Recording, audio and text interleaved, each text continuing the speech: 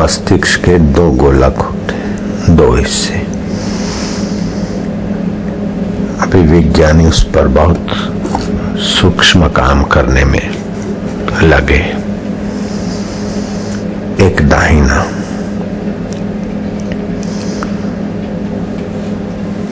बाएं हाथ वाला,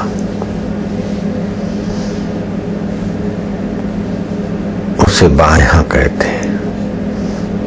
दाएं हाथ वाले को दाहिना कहते हैं, दक्षिण। राइट को दाहिना, लेफ्ट को बायां। ये दो गोलक ज्यादातर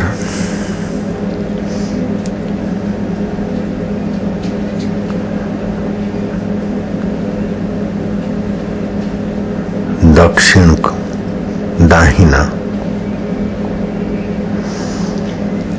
प्रज्ञा और क्रिया का काम करवाता है। इसका विकास तो थोड़ा बहुत इस जगत में हो रहा है, पढ़ाई लिखाई, खोजबीन, छानबीन। लेकिन वाम जो विश्लेषणात्मक हिस्सा है मस्तक का, इसमें क्षमताओं का खजाना भरा है, जिसमें तर्क शक्ति आदि है।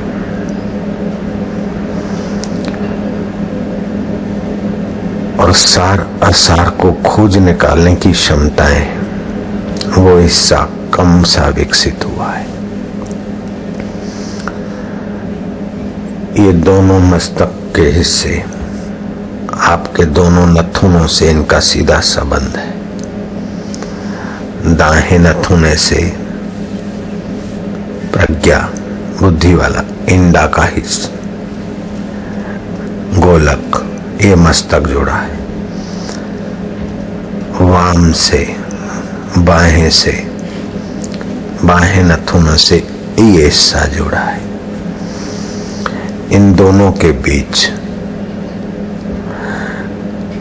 का तालमेल बिठाने वाला व्यक्ति बहुत प्रसन्नता से, आनंद से, सुखद रसों को पा सकता है, दे सकता है। उसे कहते हैं सुषुम्ना का द्वार। योगी लोग दोनों हिस्सों को जोड़ने वाला ये सुषुम्ना का द्वार दोपहर की संध्या के समय, अभी दोपहर की संध्या का समय, सुबह की संध्या के समय, शाम की संध्या के समय, रात को 12 बजे, शिवरात्रि, होली, दिवाली,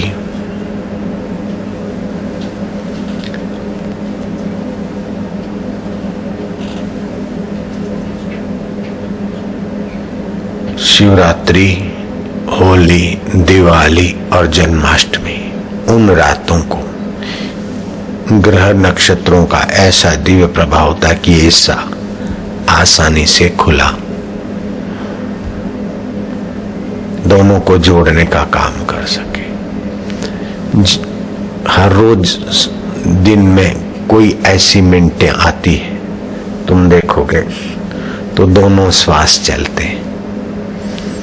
जब दायां नथुना चलता होगा उस समय तुम पढ़ोगे तो जल्दी याद रह जाएगा।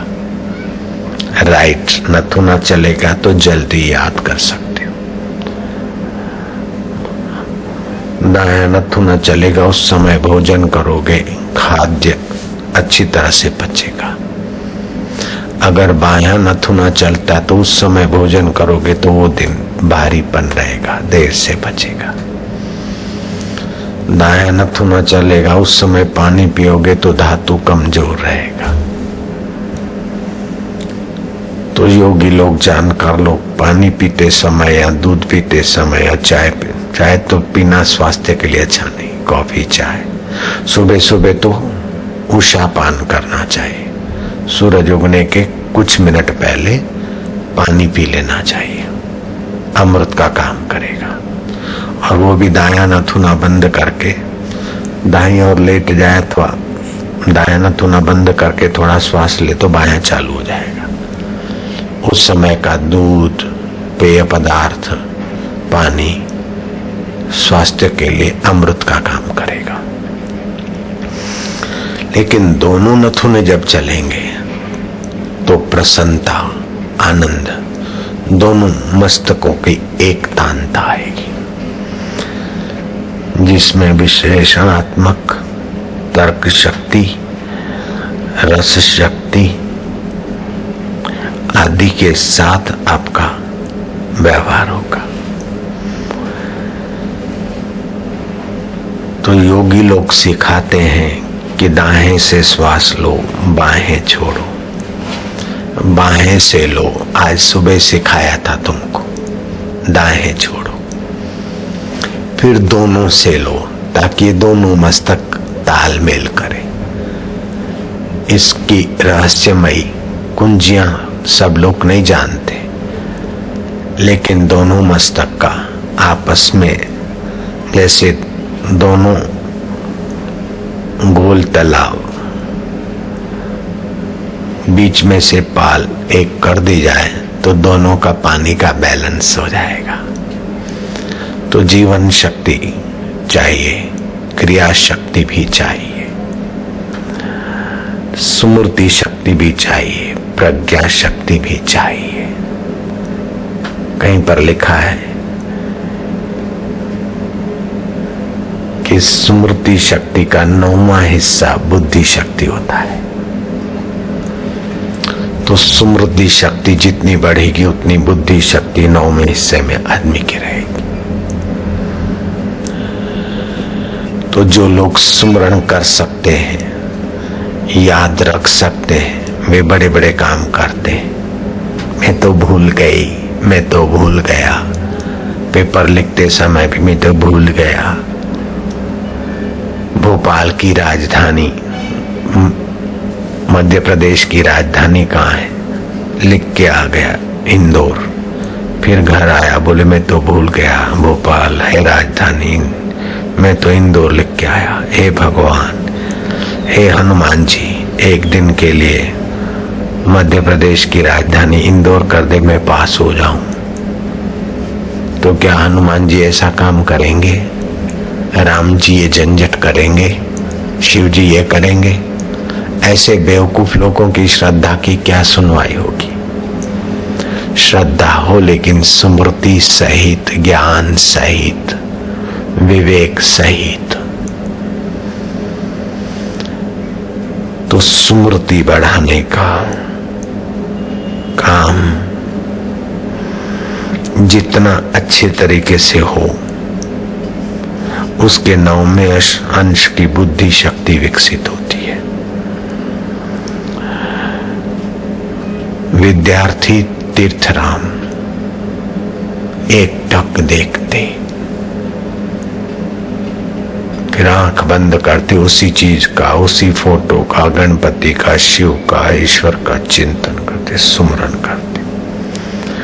धीरे धीरे उनकी स्मृति भगवान कृष्ण के प्रति प्रेममय हो गई। वो विद्यार्थी कृष्ण के फोटो को देखते, फिर आंख मूंदते तो कृष्ण, मेरे कन्हैया, मेरे गोलचंद्र, बांके बिहारी। ऐसे करते करते मोहब्बत से उनको बोलते गोलू, मेरे गोलू, मेरे गोलू, मेरे तो गोलू। स्मृति शक्ति तो बढ़ी, साथ साथ में बुद्धि भी गजब की हुई। पेपर लिखने होते तो कोई 10 में से 8, कोई 8 में से 5 का उत्तर लिखो, कोई 5 में से 3 का उत्तर लिखो। सभी उत्तर लिख देते और नीचे ताजा कलम 10 के 10 प्रश्न के उत्तर लिख दिए, कोई भी 8 चेक कर लेना, सब सही मिलेंगे। 8 के 8 सही है, कोई